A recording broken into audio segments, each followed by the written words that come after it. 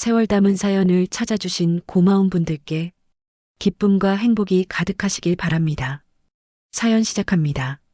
사람의 마음을 먼저 보고 싶었습니다. 저희를 돈 때문에 대하는 게 아니라는 걸 확인하고 싶었어요. 만수의 떨리는 목소리가 기자회견장을 가득 채웠다. 임대료 절반은 30년 동안 사람에게 흘려보냈습니다. 돈은 흐르는 강이어야 한다고 생각했어요. 아버지, 어머니, 정말 죄송합니다. 제가 너무 좁은 생각만 했어요. 진수가 눈물을 흘리며 앞으로 나왔다. 결국 남는 건 사람이더라. 만수가 하늘을 올려다보며 조용히 미소 지었다. 새벽 5시 반포의 오래된 연립주택 골목에 라디오 주파수 맞추는 소리가 희미하게 울려 퍼집니다. 지직! 여기는 AM711 오늘의 뉴스를 전해드리겠습니다. 박만수는 74세의 나이에도 여전히 새벽잠이 없어서 알람 대신 라디오가 하루를 여는 신호였죠. 옆에서 김영애도 자연스럽게 눈을 뜹니다. 72년을 살아온 몸이지만 아직도 남편보다 먼저 일어나는 게 습관이었어요. 구독과 좋아요는 무료입니다. 부탁드립니다. 부엌으로 향하는 영애의 발걸음은 조심스럽습니다. 바닥이 삐걱거리는 소리가 이웃집까지 들릴까 봐서였죠. 전기포트에서 김이 모락모락 올라오고 영애는 손때가 묻어 반들거리는 양은 주전자에 보리차를 조심스럽게 덜어 담습니다. 주전자를 기울이는 손목의 힘이 예전 같지 않아서 가끔 물이 옆으로 흘러내리곤 했어요. 그럴 때마다 행주로 재빨리 닦아내면서 혼자 작은 한숨을 내쉬었습니다. 당신 오늘도 약국 가야 하지 않아요? 무릎약이 떨어졌는데. 영애의 목소리에는 걱정이 묻어났습니다. 만수는 낡은 운동화 끈을 꽉 묶으며 씁쓸하게 웃었어요. 신발창이 너무 닳아서 비가 오면 물이 스며들곤 했지만 새 신발 살 형편은 안 되니까 계속 신고 다녔죠. 괜찮아요. 걷다 보면 풀릴 거야. 무릎이 아파서 절뚝거리지만 영애 앞에서는 애써 괜찮은 척했습니다. 연립주택 복도를 걸어나가면서 만수는 벽에 붙은 각종 전단지들을 무심코 바라봅니다. 재개발 관련 안내문, 부동산 매물 광고, 동네 반찬가게 할인 소식까지. 복도 끝 벽면에는 아직도 88올림픽 포스터가 발에어서 붙어 있어요. 색깔이 거의 다 빠져버린 호돌이 그림을 볼 때마다 만수는 그때가 자신들의 전성기였다고 생각했습니다. 그 시절엔 온 나라가 희망으로 가득했었는데 지금은 모든 게 다 낡고 쇠락해버린 느낌이었죠. 계단을 내려가다가 2층 김씨 아주머니와 마주쳤습니다. 어르신, 벌써 나가세요? 약국 좀 다녀올게요.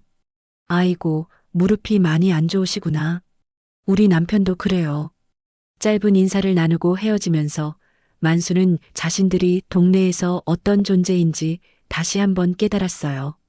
그냥 평범한, 아니 평범보다 조금 더 어려운 형편의 노부부일 뿐이었죠. 이웃들은 그들을 그냥 형편이 어려운 노부부로만 알고 있었습니다. 가끔 동네 반장 아주머니가 쌀 한 포대 들고 와서 어르신들 힘드시죠? 라고 말할 때면 만수와 영애는 그저 고개만 끄덕였어요. 설명하기엔 너무 복잡하고 굳이 말할 이유도 없다고 생각했거든요. 오히려 그런 관심과 배려가 고마웠습니다. 진짜 어려운 사람들이 많은데 자신들까지 도움을 받는 게 미안했어요. 약국에서 돌아오는 길에 만수는 골목 어기 포장마차에서 나는 어묵 냄새를 맡았습니다. 예전에는 영애와 함께 가끔 들러서 어묵 한 그릇씩 시켜 먹곤 했는데 요즘엔 그런 사치도 부담스러웠어요. 집에서 라면 끓여 먹는 게 훨씬 경제적이니까요. 오후가 되자 며느리 소영이 회사에서 돌아왔습니다. 며칠 사이 소영의 표정은 점점 더 차가워져만 갔어요. 원래도 살갑지 않은 성격이었는데 요즘엔 아예 대화를 피하려고 했습니다. 거실에서 TV를 보고 계시는 시부모님과 눈만 마주쳐도 어색해했죠. 아들 진수는 그런 아내와 부모님 사이에 끼어서 항상 곤란해했습니다. 저녁 시간만 되면 집안 분위기가 얼어붙곤 했어요. 소영은 방에 가방을 놓고 나와서 냉장고를 열어봤습니다. 김치통 하나, 반찬통 2개, 우유팩 하나가 전부였어요. 시어머니가 늘 검소하게 사시지만 요즘엔 정말 최소한의 것만 사서 드시는 게 눈에 보였습니다. 소영은 문득 답답했어요. 시부모님이 정말 아무런 경제적 능력이 없으신 건지 아니면 다른 이유가 있는 건지 알 수가 없었거든요.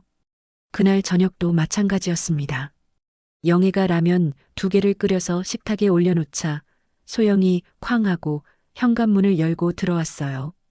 회사에서 돌아온 얼굴이 평소보다 더 굳어 있었습니다. 사실 소영은 며칠 전부터 이 말을 하려고 마음먹고 있었거든요. 더 이상 미룰 수 없다고 생각했습니다.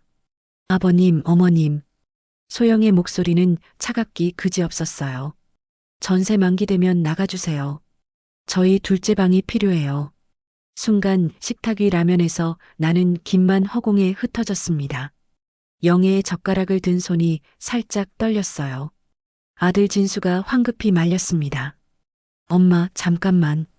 이렇게 갑자기 말하면 어떻게 해? 나가요. 소영은 단호했습니다. 솔직히 도와드릴 형편도 아니에요. 돈 한 푼도 없으시잖아요. 저희도 애들 학원비에 대출 이자까지 감당하기 벅차다고요. 큰애가 내년이면 중학생인데 이 좁은 집에서 어떻게 공부시켜요? 소영의 목소리는 점점 높아졌습니다. 쌓였던 스트레스가 한꺼번에 터져 나오는 것 같았어요. 영애의 손이 젓가락을 놓치며 미세하게 떨렸습니다. 그 떨림이 만수에게도 전해졌어요. 우리가 정말 아무것도 없는 사람으로 보였구나. 마음속 깊은 곳에서 서늘한 기운이 올라왔습니다. 30년 넘게 숨겨온 진실이 목구멍까지 차올랐지만 여전히 말할 수가 없었어요. 지금 이 상황에서 진실을 말한다면 오히려 더 큰 혼란만 일으킬 것 같았거든요. 진수는 머리를 감싸쥐었습니다. 엄마, 그래도 부모님인데 이런 식으로 말하면 안 되지. 그럼 당신이 해결책 있어요? 월급쟁이인 우리가 내 식구 어떻게 먹여 살려요? 소영의 목소리에는 절망감이 섞여 있었어요. 정말로 막막했던 겁니다. 그날 밤 만수와 영애는 나란히 누워서 천장만 바라봤습니다. 라디오에서는 90년대 발라드가 희미하게 흘러나오고 있었죠. 이문세의 광화문 연가였습니다. 그 노래를 들으며 만수는 젊은 시절을 떠올렸어요. 그때는 모든 게 가능할 것만 같았는데 지금은 자식들에게조차 짐이 되어버린 신세였습니다. 당신, 우리가 너무 오래 숨긴 건 아닐까요? 영애의 속삭임이 어둠 속에서 들려왔어요. 만수는 한참 후에야 대답했습니다. 사람 마음이 먼저라고 생각했는데 이렇게 될 줄은 몰랐어. 영애는 작은 한숨을 내쉬었습니다. 그래도 이제는 어떻게든 해야 할 것 같아. 이사 날짜는 3달 후로 박혔습니다. 소영이 부동산에 연락해서 확인한 전세 만료일이었어요. 그날부터 만수와 영애는 말수가 더욱 줄어들었습니다. 밥상머리에서도 젓가락 소리만 덜그럭거릴 뿐 대화다운 대화는 없었죠. 진수는 그런 부모님을 보며 마음이 무거웠지만 아내 앞에서 뭐라고 말하기도 어려웠어요. 그날 밤 만수는 잠이 오지 않아 뒤척이다가 조용히 일어났습니다. 영애가 깨지 않도록 발소리를 죽이며 작은 방 한쪽 모서리로 갔어요. 오래된 옷장 뒤편 먼지가 수북이 쌓인 곳에 낡은 가방이 하나 숨겨져 있었습니다. 30년 넘게 그곳에 있었던 가방이었죠. 만수는 가방을 조심스럽게 끌어냈습니다. 가방을 열자 오래된 냄새가 코끝을 찔렀어요. 카바가 벗겨진 서류철, 색이 바랜 흑백 사진들, 파란 도장이 찍힌 계약서들이 차곡차곡 정리되어 있었습니다. 만수는 그 서류들을 하나하나 꺼내며 옛 기억을 떠올렸어요. 1991년 압구정동 건물 신축 당시의 건축허가서, 소유권 등기부 등본, 그리고 수많은 임대차 계약서들이었죠. 영애가 남편의 기척을 느끼고 눈을 떴습니다. 당신 뭐 하세요? 잠이 안 와서요. 영애는 일어나 앉아서 남편 옆에 자리했어요. 가방 속에서 나온 서류들을 보자 가슴이 먹먹해졌습니다. 이걸 이제 꺼내도 될까요? 영애의 목소리는 떨리고 있었어요. 사람 마음이 먼저라고 생각했어.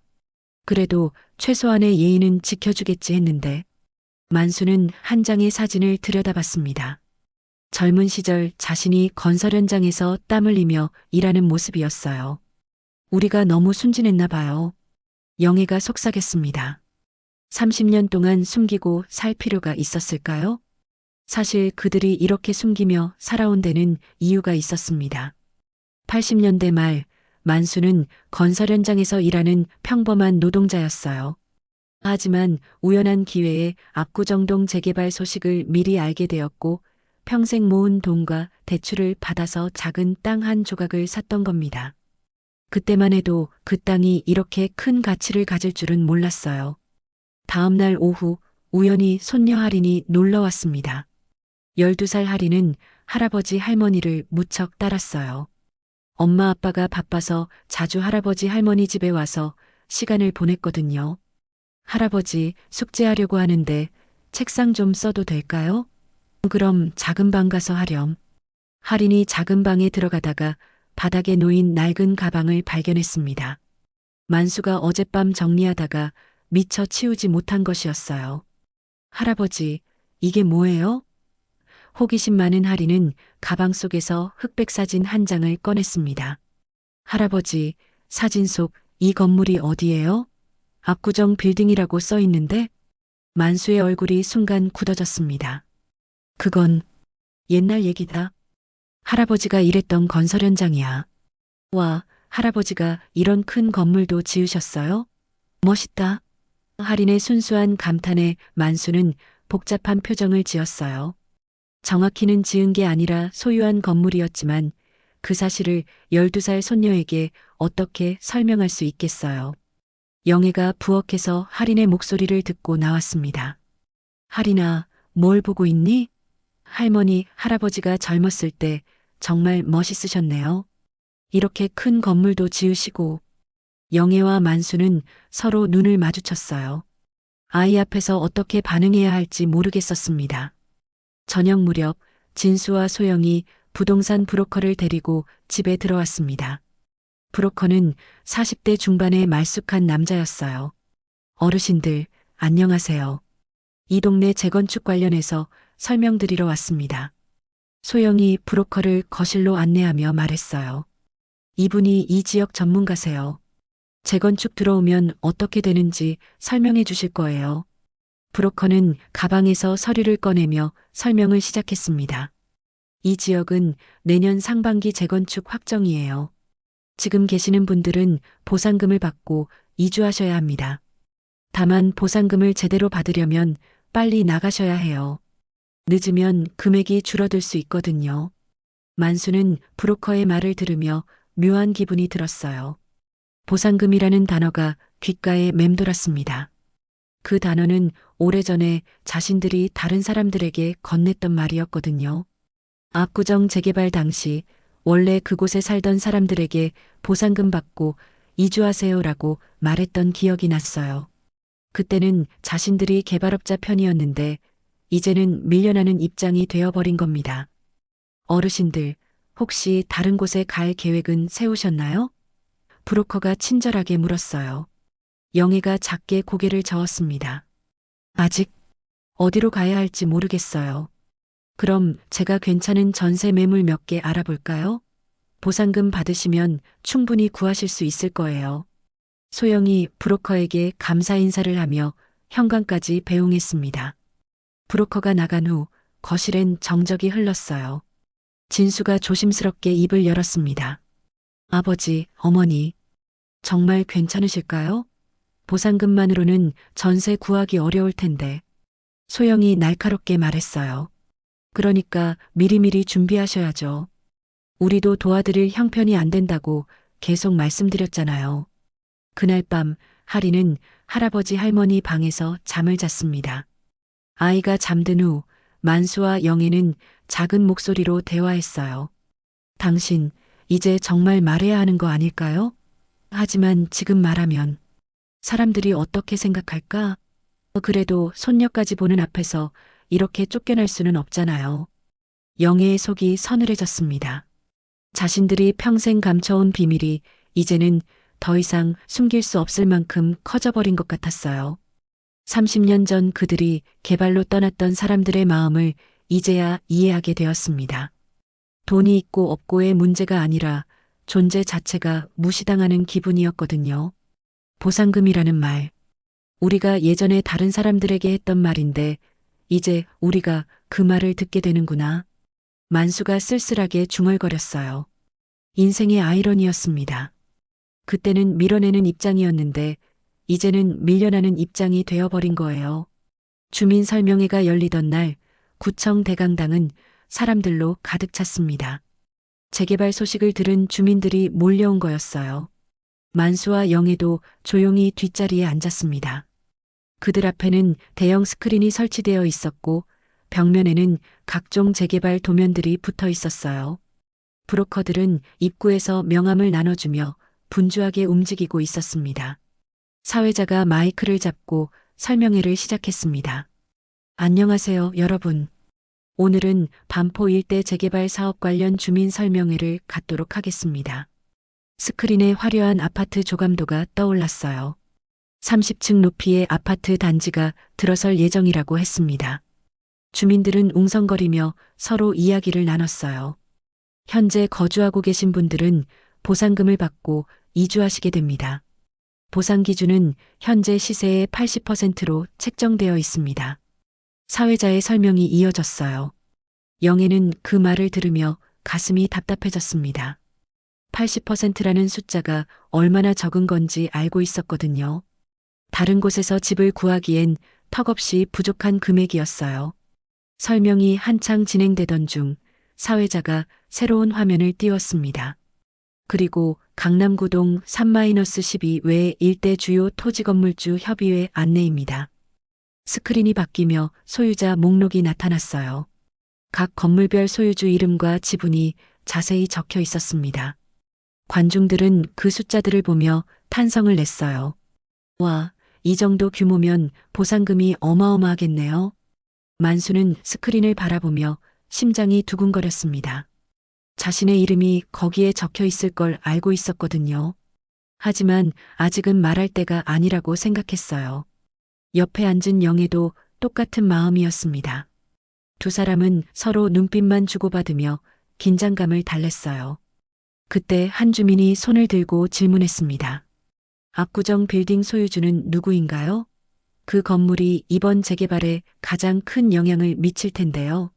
사회자가 서류를 뒤적이며 답했어요. 압구정 빌딩 소유주는 박만수 씨로 등록되어 있습니다. 하지만 아직 연락이 닿지 않은 상태입니다. 순간 대강당 안이 웅성거렸습니다. 박만수? 그게 누구야? 이 동네 사는 사람 중에 그런 이름 있나? 사람들은 서로 고개를 갸웃거리며 수군댔어요. 만수는 목구멍까지 올라온 말을 꾹 참았습니다. 지금 일어나서 말하기엔 상황이 너무 복잡했거든요. 영애의 손이 만수의 팔을 살짝 잡았어요. 이제 더 이상 숨길 수 없을 것 같다는 신호였죠. 만수는 한숨을 내쉬며 천천히 자리에서 일어났습니다. 뒷자리에 앉아있던 초라한 노인이 일어나자 사람들의 시선이 그에게 집중되었어요. 저 압구정 빌딩 건에 대해 질문이 있습니다. 만수의 목소리는 떨리고 있었어요.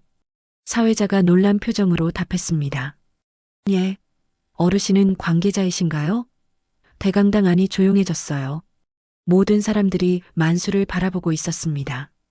만수는 가져온 낡은 서류철을 조심스럽게 꺼냈습니다. 30년 동안 감춰왔던 그 서류철이었어요. 첫 장을 펼치자 소유권 이전 등기 박만수라는 글자가 선명하게 보였습니다. 이 서류가 제 것입니다. 만수의 목소리는 점점 작아졌어요. 순간 장내가 웅성거리기 시작했습니다. 저 할아버지가 건물주라고? 말이 안 되는데? 사기 아니야? 사람들의 의심 섞인 시선이 만수에게 쏟아졌어요. 만수는 그런 시선들을 감당하기 어려웠습니다. 영애도 마찬가지였어요. 갑자기 모든 사람들의 관심을 받게 되니 당황스러웠거든요. 그때 뒷좌석에서 소영이 벌떡 일어났습니다. 며느리도 설명회에 참석했던 거예요. 저 서류 가짜예요. 어르신들이 이런 걸 왜 갖고 있어요? 소영의 목소리는 당황과 분노로 떨리고 있었어요. 자신의 시부모가 갑자기 건물주라니 도저히 믿을 수가 없었거든요. 사회자가 침착하게 상황을 정리하려고 했습니다. 우선 서류를 확인해 봐야겠습니다. 원본 대조가 필요하니까요. 법무사가 나와서 만수의 서류를 자세히 살펴봤어요. 몇 분 후 법무사가 고개를 끄덕였습니다. 도면상 표기는 동일합니다. 하지만 정확한 확인을 위해서는 등기소에서 원본 대조를 해야 합니다. 내일 협의회에 참석해 주시죠, 박만수님. 사회자의 말에 대강당하니 다시 술렁였어요. 이제 만수는 그냥 평범한 노인이 아니라 박만수 건물주가 되어버린 거였습니다. 상황이 급격하게 바뀌어 버렸어요. 진수의 얼굴이 하얘졌습니다. 아버지가 건물주라니 꿈에도 생각 못했던 일이었어요. 아버지, 이게 정말이에요? 진수의 목소리는 떨리고 있었습니다. 지금까지 아버지를 가난한 노인으로만 생각했는데 갑자기 건물주라고 하니 현실감이 없었거든요. 영애는 옆에 있던 할인의 손을 꼭 잡았습니다. 손녀가 이 복잡한 상황을 어떻게 받아들일지 걱정되었어요. 할인은 할머니 손을 잡으며 작게 속삭였습니다. 할머니, 사람들이 왜 이렇게 웅성거려요? 괜찮다, 할인아. 할머니가 다 해결할게. 설명회가 끝난 후 사람들은 만수 부부 주변으로 몰려들었어요. 정말 건물 주세요? 그럼 왜 이렇게 사세요? 진짜 압구정에 빌딩이 있으세요? 질문이 쏟아졌지만 만수와 영애는 대답하기 어려웠어요. 30년 동안 숨겨온 일을 어떻게 몇 마디로 설명할 수 있겠어요. 집으로 돌아가는 길, 가족들은 아무 말도 하지 않았습니다. 소영은 충격을 받은 표정이었고 진수는 혼란스러워했어요. 할인만 할아버지 할머니 손을 잡고 걸었습니다. 영애는 마음속으로 생각했어요. 이젠 더 숨길 수 없겠구나. 모든 걸 말해야 할 때가 온 것 같아. 그날 밤 만수는 침대에 누워서 천장을 바라봤습니다. 30년 동안 지켜온 비밀이 하루 만에 무너져 버렸어요. 내일부터는 완전히 다른 삶이 시작될 것 같았습니다. 과연 가족들이 이 사실을 받아들일 수 있을까요? 그리고 동네 사람들은 어떻게 생각할까요? 불안한 마음으로 잠들기 어려운 밤이었습니다. 다음 날 협의회가 열리는 구청 회의실은 어제와는 완전히 다른 분위기였습니다. 만수와 영애가 들어서자 사람들의 시선이 일제히 그들에게 집중되었어요. 어제까지만 해도 그냥 동네 할아버지 할머니였는데 하루 만에 건물주가 되어버린 거였죠. 법무사와 구청 담당자들이 미리 와서 서류를 준비하고 있었습니다. 박만수 씨, 이쪽으로 오세요. 법무사가 만수를 안내했어요. 원본 대조를 위해 등기소에서 가져온 서류들이 테이블 위에 펼쳐져 있었습니다. 법무사는 만수가 가져온 서류와 원본을 꼼꼼히 비교해 봤어요. 도장, 서명, 날짜까지 하나하나 대조하는 과정이 1시간 가까이 걸렸습니다. 마침내 법무사가 고개를 끄덕였습니다. 진본입니다. 1991년 신축 당시부터 보유하셨고 1997년 외환위기 때 일부 지분을 신탁에 맡기셨네요. 현재는 신탁 해지가 완료되어서 소유권이 온전히 복귀된 상태입니다. 법무사의 확인에 회의실 안이 술렁였어요. 이제 의심할 여지가 없어진 거였죠. 순간 소영의 표정이 돌처럼 굳어졌습니다. 어젯밤 내내 가짜일 거라고 생각했는데 진짜였던 거예요. 그럼 그동안 왜 우리에게 한마디도 안 하셨어요? 소영의 목소리는 떨리고 있었습니다.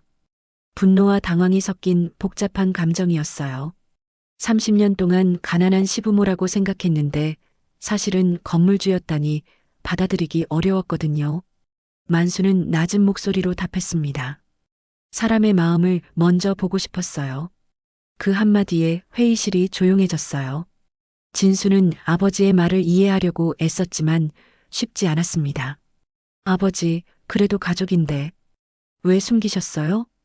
너희들이 돈 때문에 우리를 대하는 게 아니라는 걸 확인하고 싶었다. 그때 회의실 문이 열리며 한 남자가 들어왔습니다. 40대 초반으로 보이는 깔끔한 수트 차림의 남자였어요. 짙은 향수 냄새가 회의실 안에 퍼졌습니다. 큰아버지, 늦어서 죄송합니다. 만수의 표정이 미묘하게 변했어요. 도윤이 왔구나. 도윤은 만수의 조카였습니다. 젊을 때부터 영리하고 수완이 좋아서 사업을 했어요. 몇 년 전부터 만수의 건물 임대 관리를 도와주고 있었죠. 큰아버지, 드디어 터트리실 때가 왔네요. 도윤은 능숙하게 인사를 나누며 자리에 앉았어요. 다행히 제가 관리하던 임대료 정산서도 준비해 왔습니다.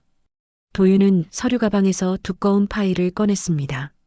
30년간의 임대료 수입 내역이 정리된 장부였어요. 월 임대료가 평균 800만 원 정도 나왔고 최근에는 1200만 원까지 올랐습니다. 그의 설명에 소영과 진수는 입을 다물지 못했어요. 한 달에 1000만 원이 넘는 돈이 들어왔다는 얘기였거든요. 그런데 그 돈은 어디로 갔죠? 소영이 날카롭게 물었습니다. 시부모님이 그렇게 많은 돈을 받으면서도 왜 가난하게 사는지 이해할 수 없었어요. 영애가 조용히 대답했습니다. 절반은 어려운 사람들 도우는 데 썼어요. 나머지는 도윤이가 관리했지. 회의가 진행되면서 재개발 보상금 규모도 확정되었습니다. 압구정 빌딩의 보상금은 50억 원이 넘는 금액이었어요. 평생 상상도 못 해본 큰 돈이었죠. 하지만 만수와 영애의 표정은 밝지 않았습니다. 돈보다 더 중요한 게 있다고 생각했거든요. 회의 막판, 도윤이 법무사에게 작은 메모를 건넸습니다. 영애의 눈에 그 장면이 포착되었어요. 메모에는 신탁 자녀분, 제 명의로 이전 가능? 이라고 적혀 있었습니다. 영애의 가슴에 차가운 기운이 스쳤어요. 저 아이가 오래전부터 이걸 노리고 있었구나. 사실 도윤은 몇 년 전부터 계획을 세우고 있었습니다. 재개발 소식을 미리 알고 있었고 큰아버지의 재산을 자신이 관리한다는 명목으로 조금씩 빼돌리고 있었어요. 임대료 중 일부를 자신의 사업 자금으로 사용하고 있었거든요. 하지만 지금까지는 들키지 않았습니다. 협의회가 끝난 후 도윤이 만수에게 다가왔습니다. 큰아버지, 이제 언론에서도 관심을 가질 텐데 조심하셔야 해요. 재산 관리도 더 체계적으로 해야 하고요. 도윤의 말은 그럴듯했지만 영애는 뭔가 석연치 않았어요. 도윤아, 너는 그동안 임대료로 뭘 했니? 당연히 큰아버지 명의로 관리했죠. 다만 관리 비용이 좀 들었고 도윤의 대답이 애매했어요. 구체적인 설명을 피하려고 했거든요. 영애는 직감적으로 뭔가 잘못되었다는 걸 느꼈습니다. 30년 동안 쌓인 돈이 생각보다 적었어요. 절반을 기부했다고 해도 나머지는 더 많이 남아 있어야 했거든요. 집으로 돌아가는 길, 가족들은 여전히 말이 없었습니다. 너무 많은 일이 하루 만에 벌어진 거예요. 진수는 아버지를 새로운 시선으로 바라봤습니다. 30년 동안 속았다는 생각에 기분이 복잡했어요. 소영은 분노와 당황이 교차했습니다. 그동안 가난한 시부모를 모시느라 고생했다고 생각했는데 사실은 그들이 부자였던 거였죠. 하리는 상황을 완전히 이해하지는 못했지만 할아버지 할머니가 힘들어 하신다는 건 알 수 있었어요.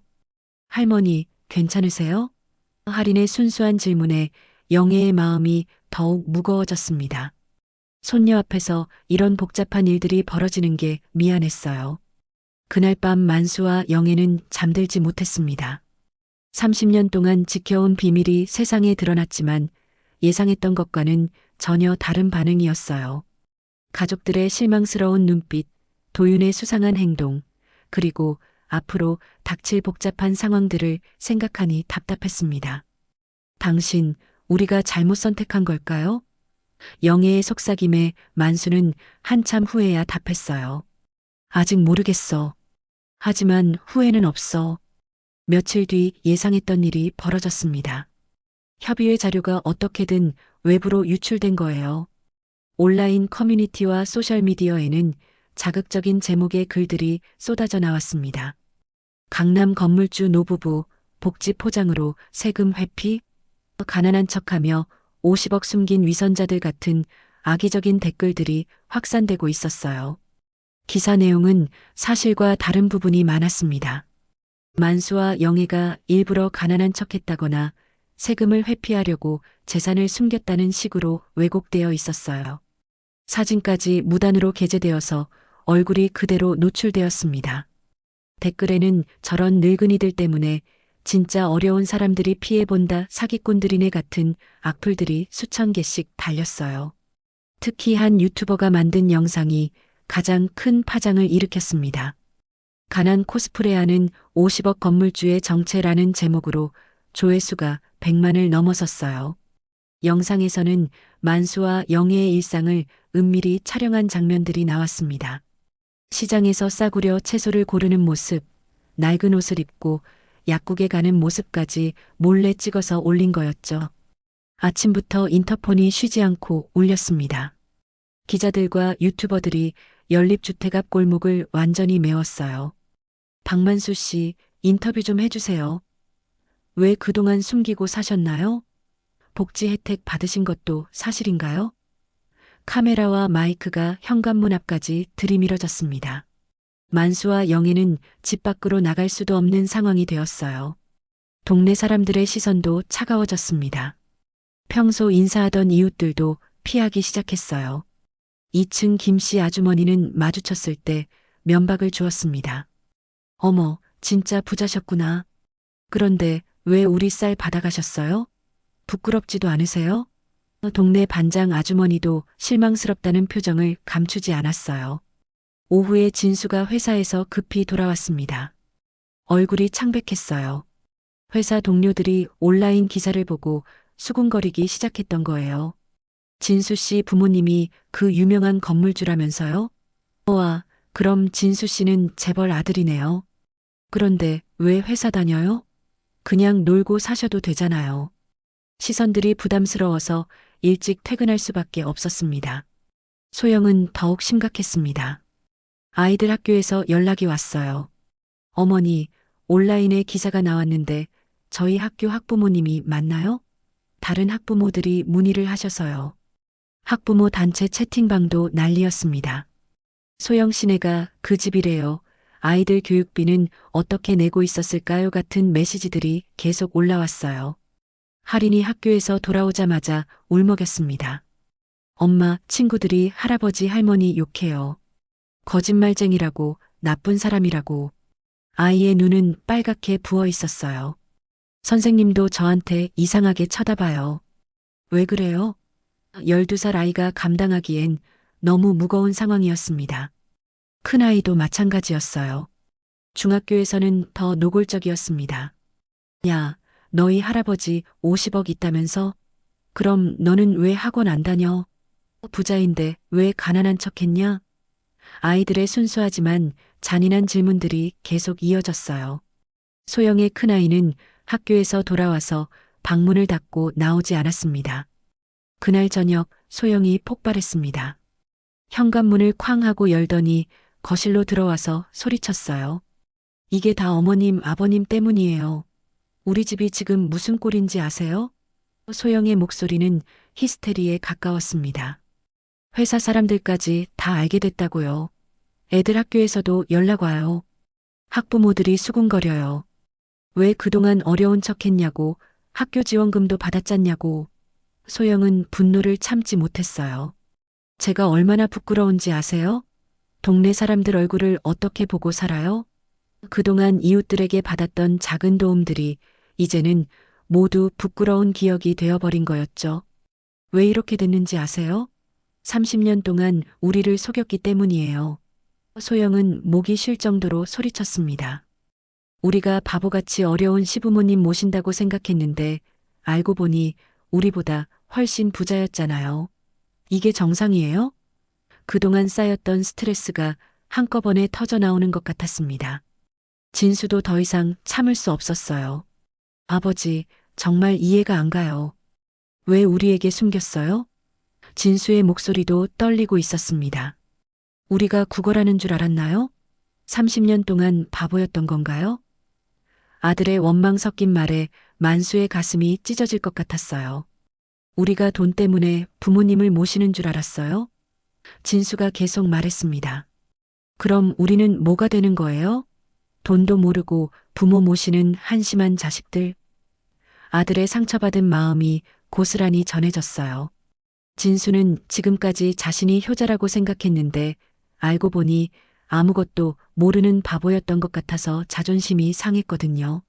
할인이 울음을 터뜨렸습니다. 왜 다들 싸워요? 할아버지 할머니가 뭘 잘못했어요? 12살 아이가 이해하기엔 너무 복잡한 상황이었어요. 영애가 할인을 안으려고 했지만 소영이 가로막았습니다. 할인아, 이쪽으로 와. 할머니한테 가지 마. 만수는 말없이 서류 가방을 닫았습니다. 더 이상 이 집에 있을 수 없다고 생각했어요. 영애야, 짐 싸자. 여기서는 더 못 살겠다. 만수의 목소리는 지쳐 있었습니다. 30년 동안 가족을 위해서 했던 일인데 결국 가족들에게 상처만 준 것 같았어요. 어디로 가실 건데요? 진수가 물었지만 만수는 대답하지 않았습니다.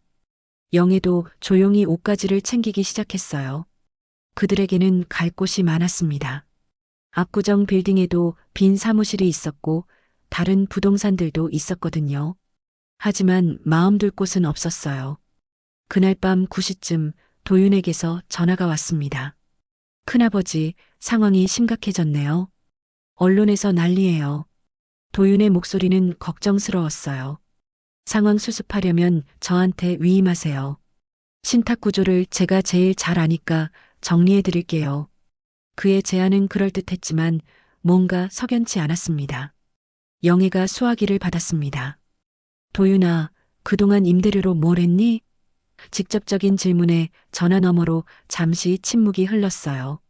사업 확장에 좀 투자했습니다. 큰아버지께 말씀드리려고 했는데 도윤의 대답은 애매했습니다. 만수의 손등에 핏줄이 서며 떨렸습니다. 30년 동안 믿고 맡겼던 조카가 자신들의 돈을 함부로 썼다는 걸 깨달은 거예요. 우리가 제 발로 무덤을 판 건가? 가족들에게는 숨기고 조카에게는 속은 것 같아서 허탈했습니다. 모든 게 꼬여버린 상황에서 누구를 믿어야 할지 모르겠었어요. 새벽 영애는 잠들지 못하고 일어나 서랍을 뒤졌습니다. 깊숙한 곳에서 오래된 카세트 테이프 하나를 꺼냈어요. 라벨에는 볼펜으로 1991 압구정 공사장 만수의 약속이라고 적혀 있었습니다. 30년 전 건물을 올리던 그 시절 만수가 녹음해둔 것이었어요. 영애는 오래된 라디오에 테이프를 넣고 플레이 버튼을 눌렀습니다. 지직거리는 소음과 함께 거친 바람 소리가 들렸어요. 그리고 젊은 만수의 목소리가 흘러나왔습니다. 영애야, 이 소리 들리지? 우리 건물 올라가는 소리야. 오늘 기초공사 마쳤어. 테이프 속 만수는 기뻐하고 있었어요. 영애야, 우리 약속하자. 이 건물에서 받는 임대료 절반은 늘 사람에게 쓰자. 우리처럼 밀려난 이들에게. 영애의 눈가가 뜨겁게 젖어들었습니다. 돈은 흐르는 강이어야 한다. 고여있으면 썩어버려. 우리가 받은 만큼 흘려보내야 해. 젊은 시절 남편의 목소리는 확신에 차 있었어요. 언젠가 우리도 늙어서 쫓겨날 날이 올 텐데 그때 우리가 도운 사람들이 기억해 줄 거야. 맞아. 우린 처음부터 이런 약속으로 시작했지. 영애는 혼자 중얼거렸어요. 테이프를 끄고 오래된 장부를 펼쳤습니다. 30년간 꼼꼼히 기록해둔 기부 내역들이었어요. 무연고 아동 장학금 500만 원, 시장 상인 의료비 지원 300만 원, 상계동 화재 피해 복구 기부 1000만 원. 한 페이지, 한 페이지가 모두 그들의 나눔 기록이었습니다. 월별로 정리된 장부를 보니 정말 절반 이상을 기부했다는 게 확실했어요. 매달 들어오는 임대료 800만 원 중 400만 원은 어김없이 어려운 사람들에게 흘러갔습니다. 때로는 더 많이 기부한 달도 있었어요. 큰 사고나 재해가 있을 때면 몇 달치 임대료를 한꺼번에 내놓기도 했거든요. 영애는 결심했습니다. 당신 더 이상 숨기지 말아요. 어떤 욕을 먹어도 우리가 어떻게 살았는지 내 손으로 보여줄래요? 만수는 아내의 굳은 표정을 보며 고개를 끄덕였어요. 그래요. 그리고 진수에게도 마지막으로 한 번만 더 믿어보죠. 하지만 상황은 더 악화되고 있었습니다. 온라인에는 새로운 의혹들이 제기되고 있었어요. 건물주 노부부, 탈세 의혹까지. 임대소득 신고 안 했다는데 사실인가? 사실무근인 내용들이 마치 진실인 것처럼 퍼져나가고 있었습니다. 도윤이 관리한다는 명목으로 세금 처리도 제대로 안 되어 있던 부분이 문제가 되기 시작한 거예요. 아침에 세무서에서 연락이 왔습니다. 박만수 씨 맞으시죠? 임대소득 관련해서 조사가 필요합니다. 언제 방문 가능하신가요? 담당 공무원의 목소리는 차가웠어요. 온라인 제보가 들어와서 정식 조사에 착수한다는 것이었습니다. 만수는 도윤에게 전화를 걸었습니다. 도윤아, 세무서에서 연락 왔는데 어떻게 된 거야? 그게 신탁 해지 과정에서 서류가 좀 꼬였나 봐요. 제가 확인해 볼게요. 도윤의 대답은 여전히 애매했어요. 구체적인 설명을 피하려고만 했습니다. 도윤아, 정확히 뭘 했는지 말해봐. 만수의 목소리가 단호해졌어요. 임대료를 어떻게 관리했고 세금은 어떻게 처리했는지 다 말해. 전화 너머로 한참 침묵이 흘렀습니다. 큰아버지, 죄송해요. 제가 실수한 부분이 있어요. 사실 도윤은 몇 년 전부터 임대료 일부를 자신의 사업에 유용하고 있었습니다. 처음에는 잠깐 빌려 쓸 생각이었는데 사업이 잘 안 되면서 계속 깊어진 거예요. 세금 신고도 제대로 하지 않았고 장부도 조작해서 만수에게 보고했었습니다. 이제 와서 들킬까봐 두려웠던 거죠. 오후에 진수가 또 일찍 퇴근했습니다. 회사에서 더 이상 견디기 어려웠어요. 동료들의 시선도 부담스럽고 상사까지 요즘 화제의 인물이네요라며 비꼬는 말을 했거든요.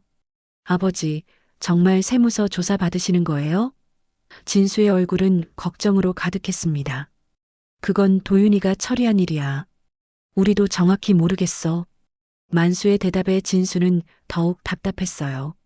그럼 도윤 형은 뭘 한 거예요? 30년 동안 뭘 관리했다는 거예요? 진수도 이제야 조카 도윤에 대해 의심하기 시작했습니다. 소영은 아예 집에 들어오지 않았어요. 친정에 가서 며칠 지낸다고 했습니다. 애들이 학교에서 놀림 받는다고 울어요. 당분간 여기 있을 수 없어요. 소영의 목소리는 지쳐 있었어요. 시부모님에 대한 원망보다는 이 모든 상황이 지겨웠던 거죠. 할인만 할아버지, 할머니 편이었습니다. 할머니, 사람들이 왜 할아버지, 할머니 욕해요? 할아버지, 할머니는 나쁜 사람 아닌데. 12살 아이의 순수한 말에 영애의 마음이 더욱 아팠어요. 할인아, 할머니가 다 해결할게. 걱정하지 마.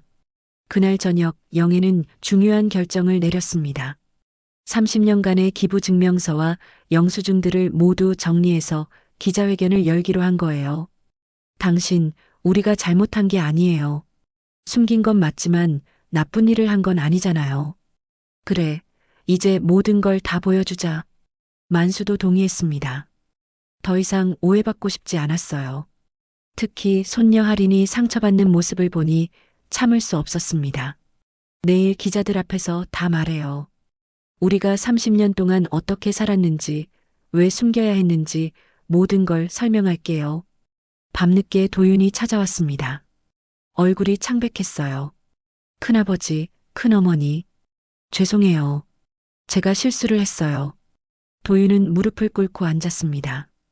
임대료 일부를 제 사업에 써버렸어요. 그리고 세금 신고도 제대로 안 했고, 드디어 진실이 드러나는 순간이었어요. 얼마나 가져갔니?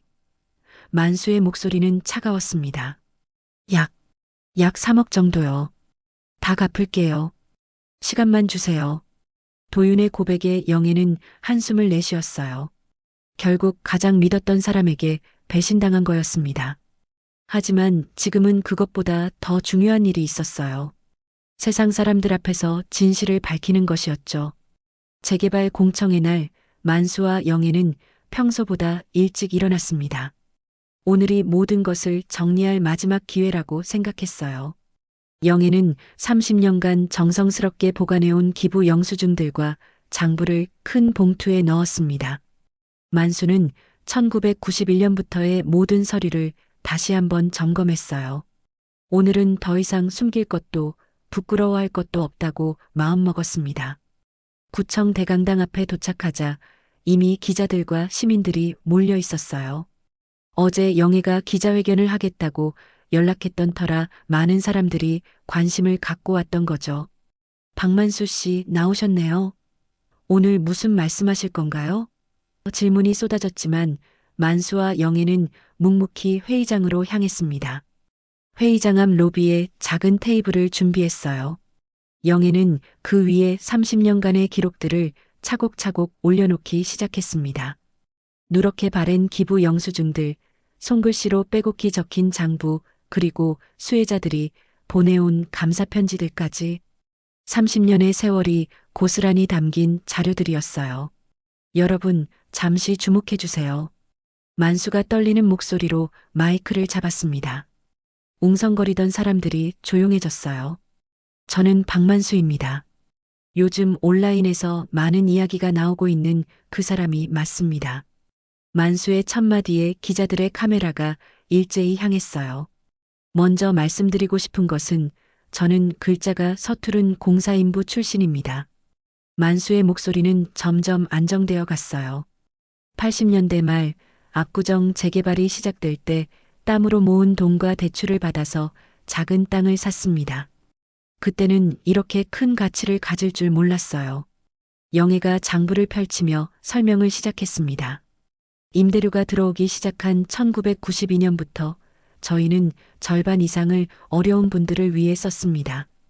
그녀는 한 장씩 영수증을 들어보였어요. 무연고 아동 장학금, 시장 상인 의료비 지원, 화재 피해 복구 기부. 여기 모든 기록이 있습니다. 그럼 왜 숨기고 사셨어요? 한 기자가 질문했습니다. 만수가 잠시 머뭇거리다가 답했어요. 사람의 마음을 먼저 보고 싶었습니다. 저희를 돈 때문에 대하는 게 아니라는 걸 확인하고 싶었어요. 하지만 그 과정에서 가족들에게 상처를 준 것 같아 미안합니다. 회의장 뒤편에서 진수가 들어왔습니다. 아버지의 말을 듣기 위해서였어요. 소영도 아이들과 함께 조용히 자리를 잡았습니다. 하리는 할아버지가 사람들 앞에서 이야기하는 모습을 신기하게 바라봤어요. 그때 회의장 한쪽에서 도윤이 나타났습니다. 어젯밤 고백한 후 밤새 고민했던 것 같았어요. 얼굴이 초췌해 보였습니다. 도윤은 천천히 앞으로 나와서 마이크를 요청했어요. 잠시만요. 제가 할 말이 있습니다. 저는 박만수 씨의 조카 도윤입니다. 도윤의 목소리는 떨리고 있었어요. 그동안 큰아버지 재산 관리를 맡았는데 제가 잘못을 저질렀습니다. 회의장이 술렁였어요. 임대료 일부를 제 사업의 사적으로 사용했고 세금 신고도 제대로 하지 않았습니다. 도윤의 고백에 기자들이 일제히 질문을 쏟아냈어요. 얼마나 횡령하신 건가요? 큰아버지는 모르셨나요? 도윤은 고개를 숙이며 대답했습니다. 약 3억 원 정도입니다. 큰아버지께서는 저를 믿고 맡기셨는데 제가 배신했습니다. 법무사가 나와서 정리했습니다. 조카분의 횡령 정황은 관련 기관에 신고하겠습니다. 그리고 박만수, 김영애 두 분은 해당 구역 핵심 건물주이자 30년간 지속적으로 기부활동을 해오신 분들입니다. 공식적인 확인에 사람들의 시선이 달라지기 시작했어요.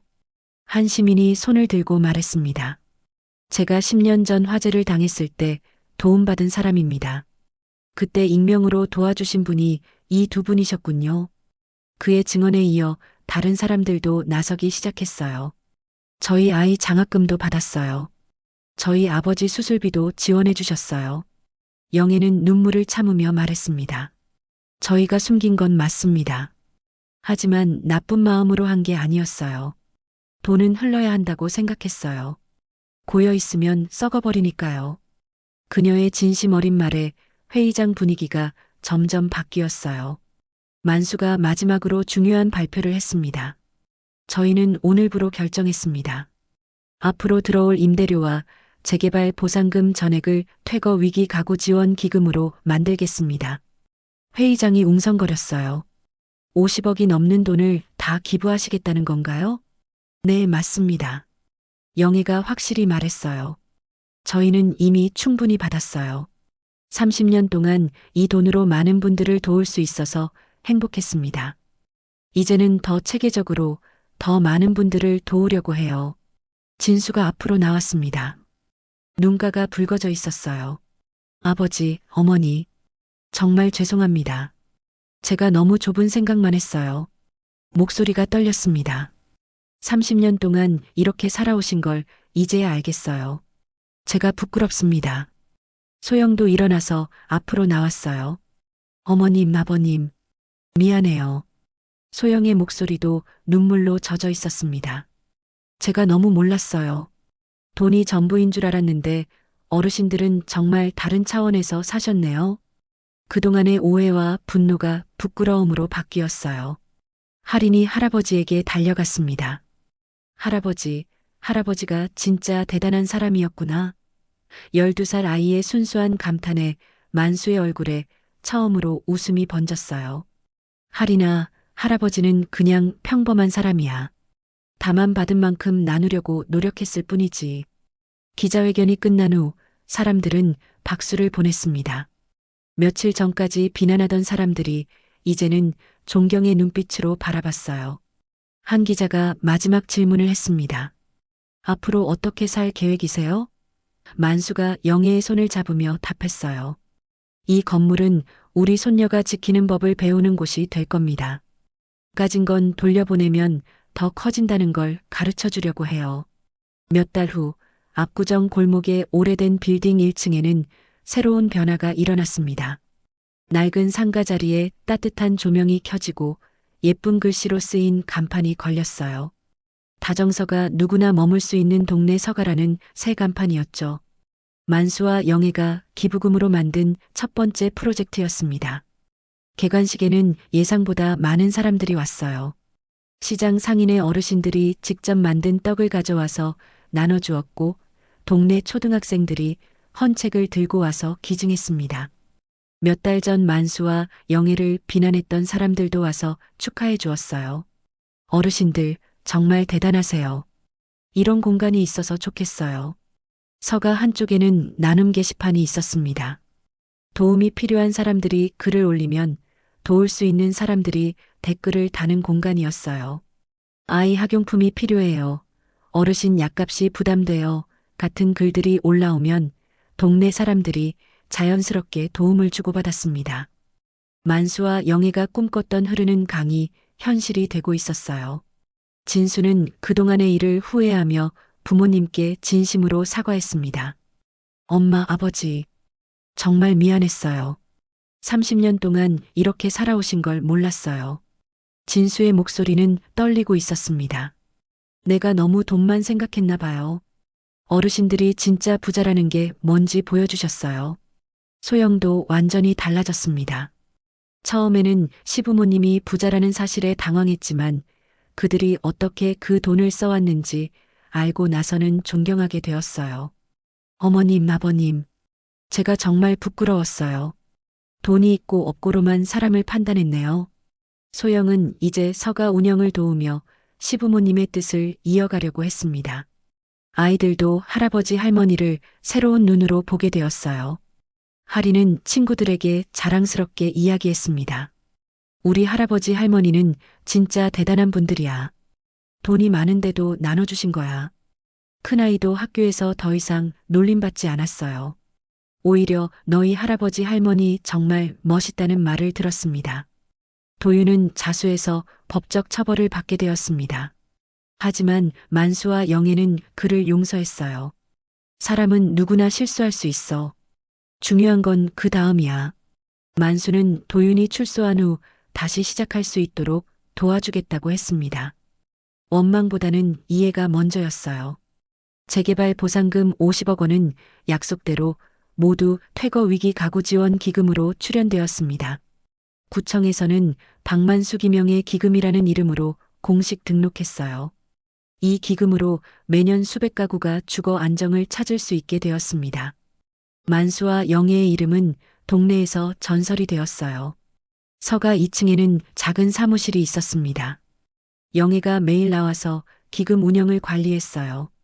신청서를 검토하고 실제로 도움이 필요한 분들인지 확인하는 일이었죠. 당신, 이런 일이 이렇게 보람찰 줄 몰랐어요. 영애는 만수에게 말했습니다. 돈을 모으는 것보다 나누는 게 훨씬 행복하네요. 한 달에 한 번씩 나눔의 날 행사도 열었어요. 동네 사람들이 모여서 음식을 나누고 아이들은 책을 읽어주고 어르신들은 옛날 이야기를 들려주는 시간이었습니다. 할인도 친구들과 함께 봉사활동에 참여했어요. 할머니, 나도 커서 할머니처럼 살고 싶어요. 라디오에서는 90년대 발라드가 여전히 흘러나왔어요. 이문세의 광화문 연가를 들으며 만수는 젊은 시절을 떠올렸습니다. 그때는 꿈만 컸던 청년이었는데 이제는 그 꿈을 현실로 만든 노인이 되었어요. 영애야, 우리 젊었을 때 꿈꾼 게 이런 거였지? 골목 어기 포장마차에서는 여전히 어묵 냄새가 퍼졌습니다. 이제 만수와 영애는 가끔 그곳에 들러서 어묵 한 그릇씩 시켜 먹었어요. 돈이 없어서 못 먹는 게 아니라 검소한 삶이 몸에 배어서였죠. 포장마차 아주머니는 그들을 보며 항상 말했어요. 어르신들 정말 대단해요. 진짜 부자가 뭔지 보여주셨어요.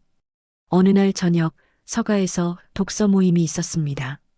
동네 아이들과 어른들이 함께 모여서 책을 읽고 이야기를 나누는 시간이었어요. 할인이 할아버지에게 질문했습니다. 할아버지, 돈이 정말 흐르는 강 같은 거예요? 만수가 손녀의 머리를 쓰다듬으며 답했어요. 그래, 할인아. 돈은 흘러야 해. 한 곳에 모아두면 썩어버리거든. 만수의 목소리는 따뜻했습니다. 내가 받은 만큼 나누면 그게 돌고 돌아서 더 큰 행복이 되어 돌아와. 그게 진짜 부자가 되는 방법이야. 영애가 옆에서 덧붙였어요. 할인아, 할머니가 30년 동안 배운 게 있어. 가진 걸 나누면 마음이 가벼워져. 그리고 정말 필요할 때 도움의 손길이 나타나더라고. 아이들은 진지하게 들었어요. 어른들도 고개를 끄덕였습니다. 그날 밤 만수와 영애는 서가 2층에서 창밖을 내다봤습니다. 골목에는 따뜻한 불빛들이 켜져 있었고 사람들이 오가며 정겨운 인사를 나누고 있었어요. 당신, 우리가 30년 전에 한 약속을 지켰네요. 영애가 속삭였습니다. 만수가 하늘을 한번 올려다봤어요. 별들이 반짝이고 있었습니다. 응, 결국 남는 건 사람이더라. 그의 목소리에는 깊은 만족감이 담겨 있었어요. 돈도 명예도 다 사라지지만 사람들 마음에 남는 온기는 영원하지. 30년의 긴 여행이 끝나고 새로운 시작이 되었습니다. 만수와 영애는 이제 진정한 부자가 되었어요. 돈이 많아서가 아니라 많은 사람들의 마음에 따뜻한 기억으로 남게 되었기 때문이었죠. 그들의 이야기는 동네를 넘어 전국으로 퍼져나갔고 많은 사람들에게 진정한 나눔의 의미를 일깨워 주었습니다. 라디오에서 흘러나오는 옛 가요를 들으며 두 노인은 조용히 미소 지었어요. 인생의 마지막 장을 가장 아름답게 쓰고 있다는 생각이 들었거든요. 지금까지 사연 들어주신 여러분께 진심으로 감사드립니다. 구독과 좋아요 부탁드립니다. 구독은 무료입니다. 세월 담은 사연을 찾아주신 고마운 분들께 기쁨과 행복이 가득하시길 바랍니다.